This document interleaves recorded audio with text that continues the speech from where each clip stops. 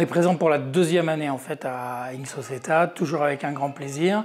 Alors parce que on est lié à de l'innovation sociale, de l'économie sociale et solidaire, et ça compte. Et on vient à InSocietà depuis un certain nombre de temps pour écouter un peu ce qui se passe du point de vue du logement. Et là en particulier, on a eu quelques interventions de grande qualité.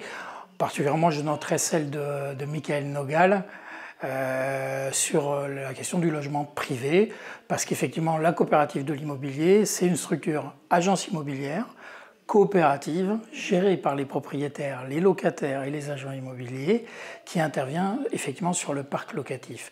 Et dans cette question de la confiance entre les propriétaires et le locataire, c'était très intéressant ce que racontait Michael Nogal tout à l'heure. Et son rapport montre combien il faut des structures qui se décentrent un petit peu simplement de la relation commerciale pour établir un lien durable. Donc dans le deux titres d'InSocietà, moi ce que je noterais, c'est la question de un logement juste. Eh bien, un logement juste, ce n'est pas un logement où on demande aux gens de gagner 3 fois le prix du loyer. Parce qu'aujourd'hui, un CDI, il y a de moins en moins de gens qui en l'ont. Et puis la question du taux d'effort, c'est très aléatoire. Ça ne veut pas dire que les gens ne sont pas solvables.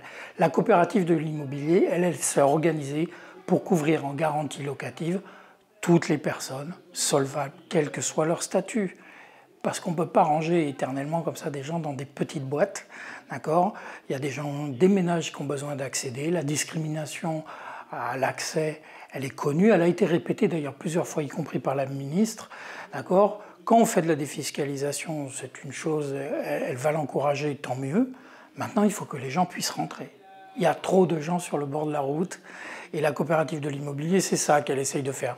Rallier les gens. Il faut se rappeler que c'est les locataires qui payent le capital des propriétaires en payant les loyers. Donc tout le monde a intérêt à ce que ça fonctionne ensemble.